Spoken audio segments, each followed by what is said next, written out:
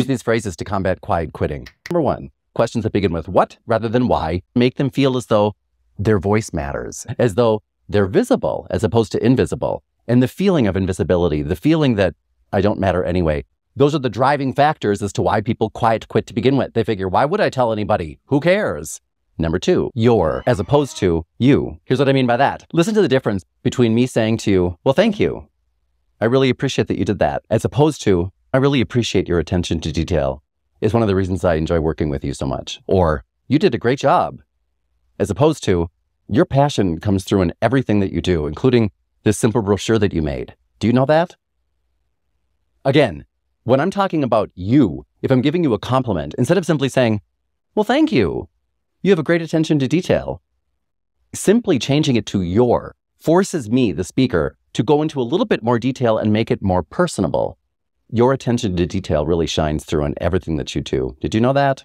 And just as an added tip, when you're at work, if you're a manager, once you say something to somebody, such as, your attention to detail shows in everything that you do, ask a question at the end of that. Now, we don't usually have a lot of time to goof off and just spark up conversations at work, so make it a simple tag question, a yes or no question at the end of a statement that encourages people to respond to you, thus engaging them and making them feel more visible. Please tell me about what you think about this information, and if you have experienced quiet quitting and what it was about to you, or if something like this might have made a difference. For example, your attention to detail comes through in everything that you do. Did you know that? Or, you know, your compassion for your fellow employees is what makes everybody here value you so much. Were you aware of that? Little things like that, saying something to somebody about who they are. Don't compliment people on things. Compliment them. It's not so much, wow, great job.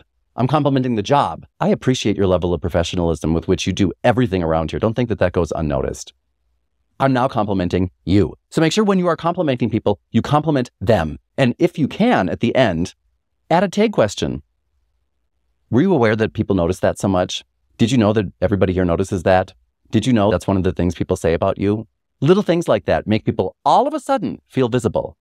All you have to do is just change things up a little bit. For example, let's say that you realize that you made some mistakes and you want to apologize for it. If I were to say to you, I want you to know I'm really sorry for the way that I behaved. Who cares? I'm talking about me, and I'm hoping that you forgive me. So I'm really being selfish in that apology, as opposed to, I want you to know I apologize for making you feel as though I didn't notice you or that you weren't important here. Because I do notice you and you are important.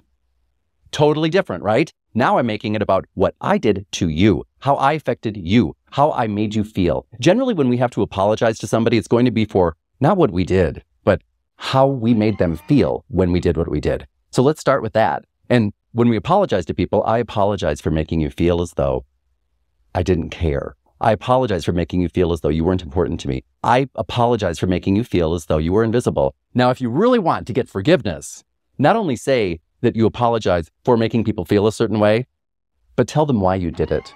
And what it's basically going to come down to every single time, if you want a real answer, is going to be, I was afraid. For example, I apologize for hurting your feelings last night at the party when I called you a name like that. I was afraid that my selfish, fragile ego was under attack and wouldn't survive standing next to somebody like you. So I thought I would do everything that I could to try to make you feel bad, because that would make me feel better because I'm a baby. And I apologize. I was just afraid that my day might be done and yours is just coming up. I hope you can forgive me for that. Totally different. And when we really get right down to it, the reason we do just about everything that we then have to apologize for is because we were afraid. In this culture that we have of quiet quitters, it's really all about making people feel as though, I see you. You're visible. You're part of this organization, therefore you're part of my life. I hope that wherever you are, that you're with people that you love. And if you are, remember that there's nothing you have to say to them that you can't say in a loving way. So if you need any help doing that, remember to subscribe to this channel and hit that notification bell. Check out what it's like to become a member, and maybe come and join us on our Patreon page, or really take a big step by taking one of my courses at DanO'ConnorTraining.com. For everyone here at Dan O'Connor Training, I'm Dan, signing off.